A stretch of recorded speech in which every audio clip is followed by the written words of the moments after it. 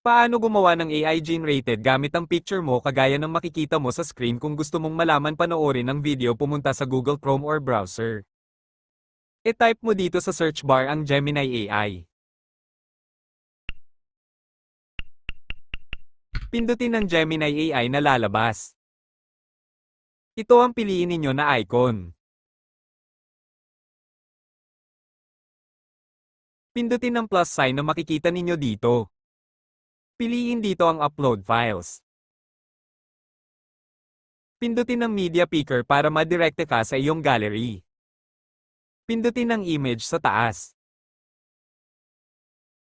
Piliin mo yung picture mo na gusto mong i-generate sa AI.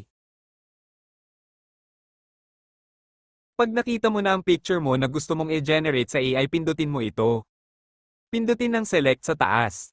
Pagkatapos mong malagay ang picture mo dito, ilagay or i-paste mo dito ang prompt. Ilagay ko na lang sa comment section itong prompt. Pagkatapos mong malagay dito ang prompt, hintayin mo hanggang pwede na mapindot ang send icon dito. Medyo matagal pa yan lalabas dahil hindi pa tapos ma-upload ang iyong picture na nailagay. Hintayin mo hanggang makikita mo ang picture mo dito. Medyo matagal ito, tiis-tiis din pag may time. Pag makikita mo na ang picture mo dito, pwede mo nang pindutin ang send icon na nasa baba. Hintayin mo dito hanggang ma-generate ang picture. Medyo matagal-tagal din ito ma-generate kaya tiis-tiisin mo na lang hanggang ma-generate ito.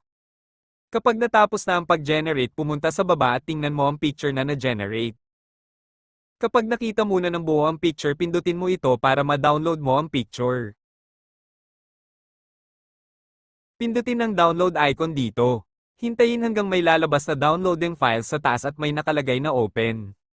Kapag ganito ang makikita mo, nandoon na yan sa gallery ninyo.